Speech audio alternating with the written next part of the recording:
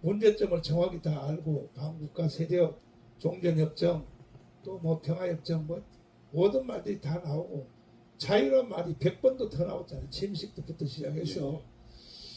그런데도 왜 이것이 장 차관들을 비롯하여 청와대 350명의 직원들이 대통령의 연설문을 다 외워야 되거든. 외워야 되죠. 외워야 되고 이걸 계속 퍼나르면서 현실화시켜야 되거든. 예. 특별히 청와대 대변인 더하기 그다음에 문체부 장관, 예? 지금 누구예요? 유인촌. 이 사람들이요 도대체가 이게 장관이 있는지 없는지 말이야. 대통령의 국정연설을 이걸 국민들에게 인식을 시키기 위하여 당연히 해야 되는 거 아닙니까? 그러니까 제가 보기에는 목사님 대통령의 연설이 이제 지금 현재 자유의 가치 그 다음에 이 대한민국 개발 선진 광고 도약 이게 있으면 네. 반대편이 있거든요. 항상 연설은 나의 긍정적이 있으면 반대편이 중요하거든요. 그러니까 적이 있어야 그 연설이 공격력을 가집니다. 목사님.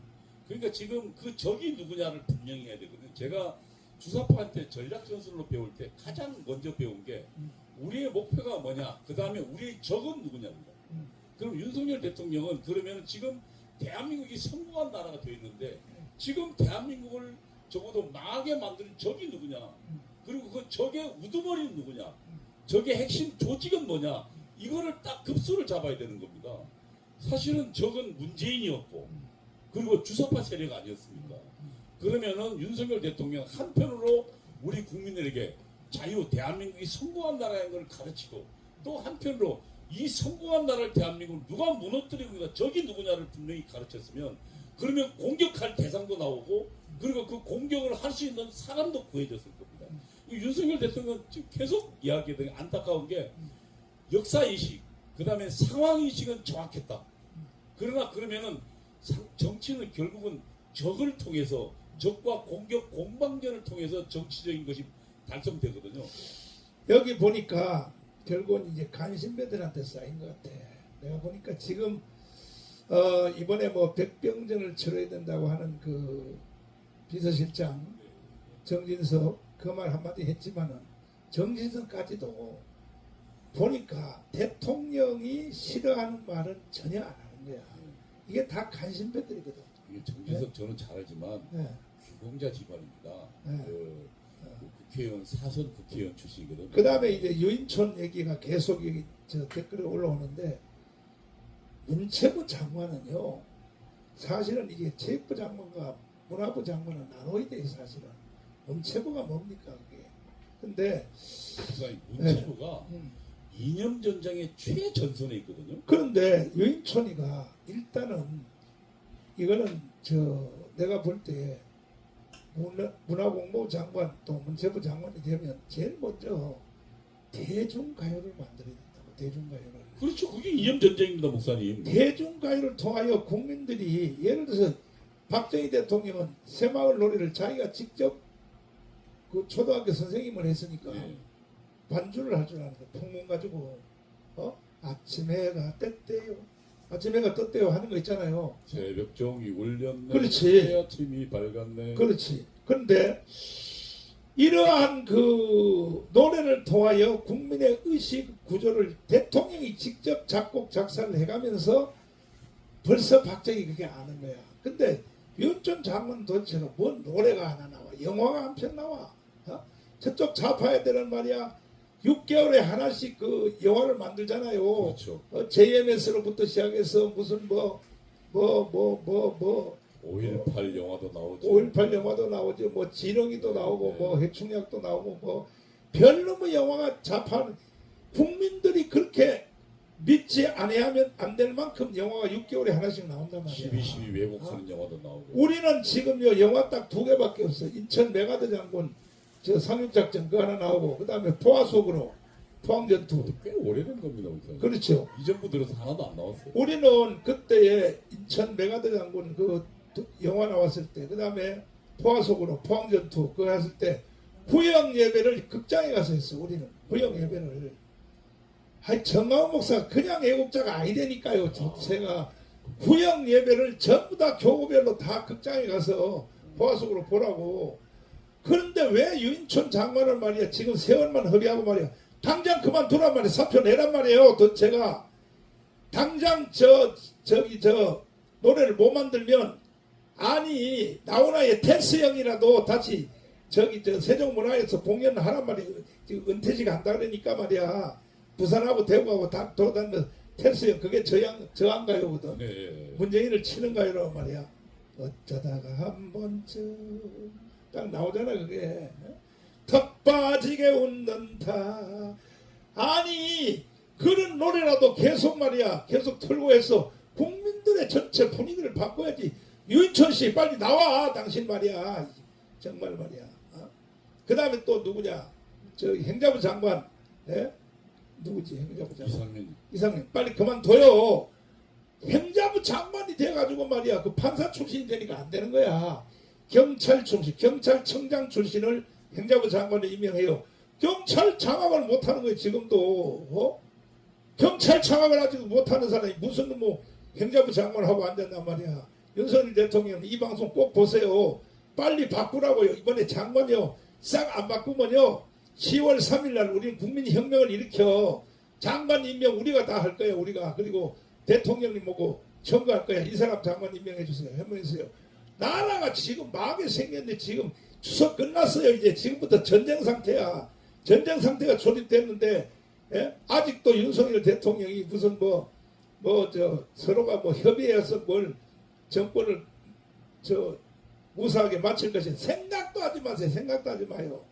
반드시 저 사람들은요 윤석열 대통령 깜빵 집어넣습니다. 김건희 여사님하고 무서운 사람들입니다. 저 사람들은.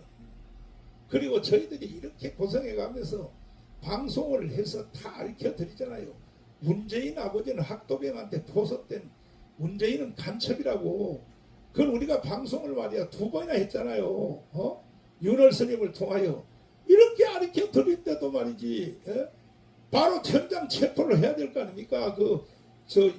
문재인 대통령 왜 문재인 대통령한테 사람들이 왜 가서 이재명도 찾아가고 조국도 찾아가고 또 다 왜 찾아가요? 돈 탈라고 가는 거 아닙니까? 돈 탈라고. 그럼 돈이 어디 모였다는 것을 금방 아는 거 아닙니까? 그러니까 바로 현장 체포를 해야 돼. USB 넘긴 거 하나만 가지고도 현장 체포를 해야 된단 말이에요. 이렇게 안 하면 우리가 애국운동 그동안에 6년 동안 한 것이 무슨 의미가 있겠습니까? 결국 끝에 마지막 결론은 뭐냐? 결국 연방제로 북한으로 넘어갔다. 자, 결국은 이제 북한이 남침을 할 가능성은 없다. 그리고 이번에 그 미사일 240개, 50개 전방에 미사일 발사기 배치한 거 있잖아요. 그걸 보고 전문가들은 쇼하는 거라고 그러더라고요. 그게. 북한의 군사력에 대해서 이제 사실 핵이 있지만 저는 그 핵을 우리 적국인데 국민의 생명과 재산을 보호해야 하는 우리 대통령이 돈을 주고 그 돈으로 만들었다는 게 참 이 역사상 없는 일입니다. 그래도 핵을 사용해도 북한은 망합니다. 완전히 정권 정도가 아니고 북한 전체가 망합니다.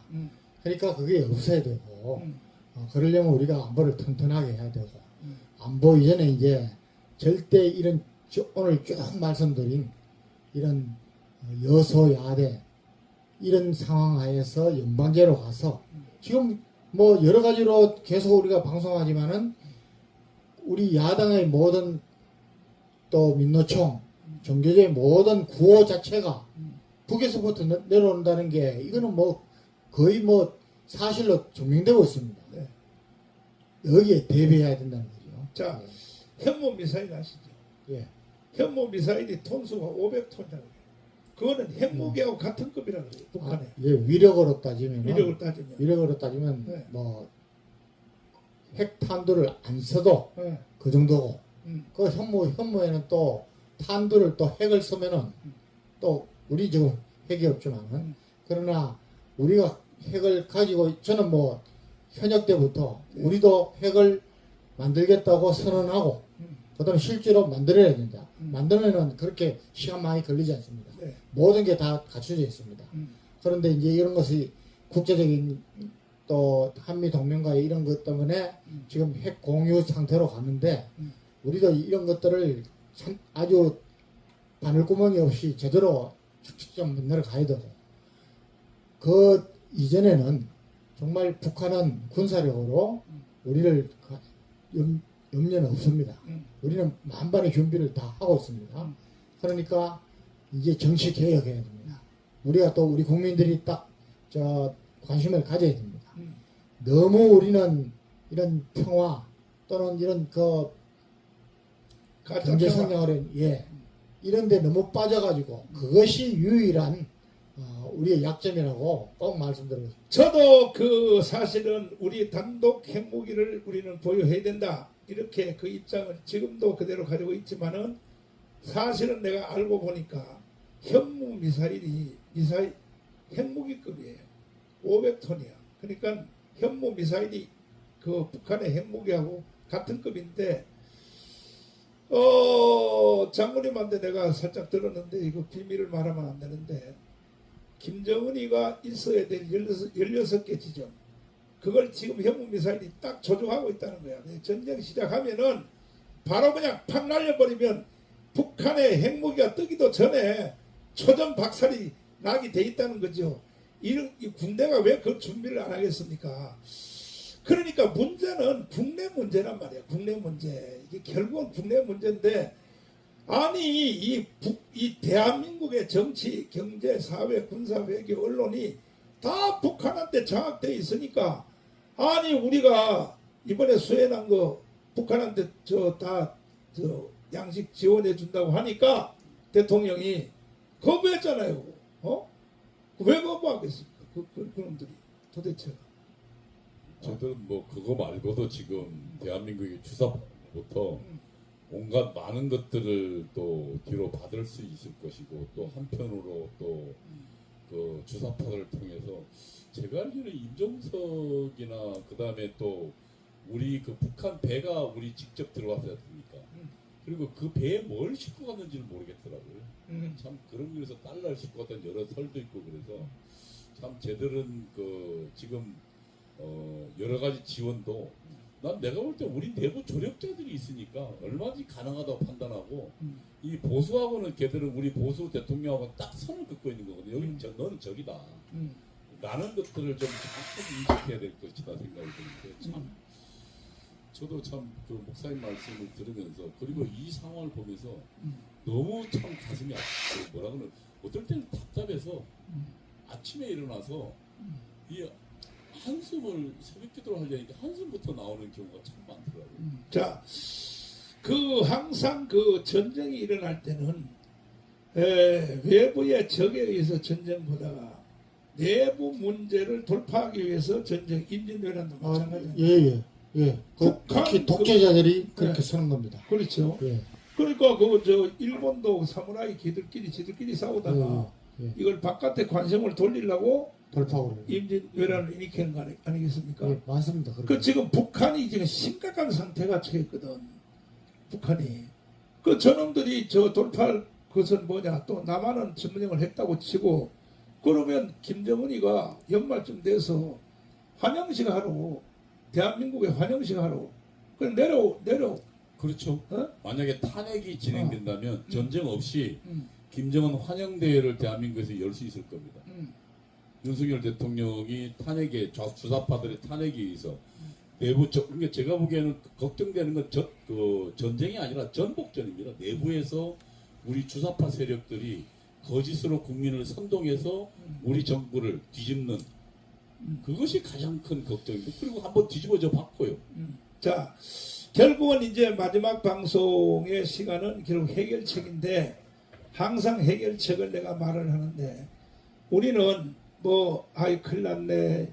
이제 후반기 되면 전쟁이 붙었네. 윤석열하고 이제 그 좌파 애들하고 붙으면 우리가 지겠네. 이런 걱정해봤자 헛방이에요.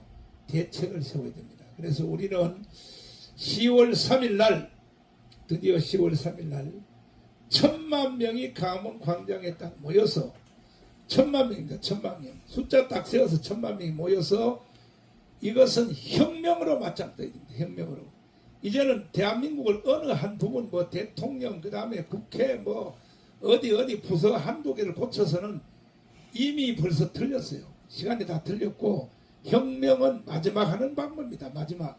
혁명 외에는 방법이 없어요.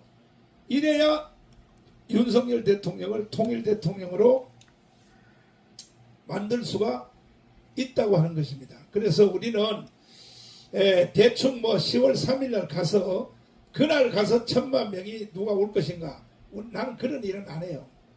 그런 일은 저도 목회 50년을 했고 그날 가보면 사람들이 많이 오겠지. 난 그런 일은 안 한다니까요. 군대 작전하는 거 이상으로 난 치밀하게 하는데 그래서 우리가 1000만 명을 동원하는 우리 간사들을 다 임명을 했습니다. 자, 간사들 한번 띄워봐 주시길 바랍니다. 보시면 첫째 대국본입니다. 대국본. 대국본의 담당은 간사가 김현욱입니다. 김현욱. 이게 대국본에 가입할 사람들은 5200만 국민들 중에서 다 여기에 가입을 해 주시길 바랍니다. 아니 제가 말씀드릴게요. 아니 제가 가문운동 안 했으면 오늘날 대한민국에 살 수 있어요? 연방제는 이미 넘어갔어요. 나 이거 찔러서 다시 한번 저를 받아봐야 돼. 자, 이동호 교수님.